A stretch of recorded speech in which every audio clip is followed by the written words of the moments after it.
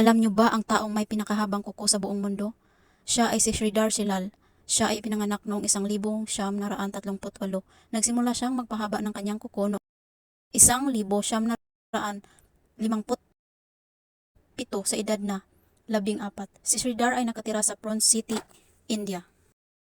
Siya ang tinanghal ng Guinness World Records at wala pang nakakaagaw sa kanya. Ang haba ng kanyang mga kuko sa kaliwang kamay ay umabot ng 30 feet. Ang kuko sa kanyang hinlalaki ay umabot ng 6.5. Sabi ni Sridhar mula pa 1952 ay hindi siya nagpaputol ng kuko sa kanyang kaliwang kamay hanggang sa humaba. Hindi naman sinabi ni Sridhar kung bakit ang mga kuko lamang sa kanyang kaliwang kamay ang kanyang pinahaba. Marahil dahil subalit mayroon daw siyang dahilan kung bakit naisipang magpatubo ng mahabang kuko sa kamay. Iyon ay dahil sa isang insidente noong nag-aaral pa lamang siya sa elementarya. Sinaktan siya at ang kanyang kaklase ng kanilang lalaking teacher na may mahabang mga kuko.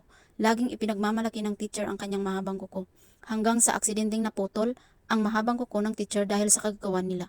Dahil doon, grabe silang sinaktan ng teacher. Tinanong nila ang teacher kung bakit sila sinaktan.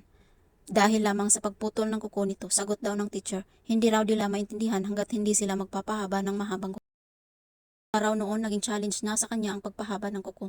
At sabi ni Sridhar, mahirap daw palang magpahaba ng kuko, kaya pala raw galit na galit at sinaktan sila ng kanilang teacher nang maputol ang kuko nito. Sabi pa ni Sridhar, grabing pag-iingat ang kanyang ginawa para hindi maputol ang kanyang mga kuko. Kaya doble ang kanyang pag-iingat.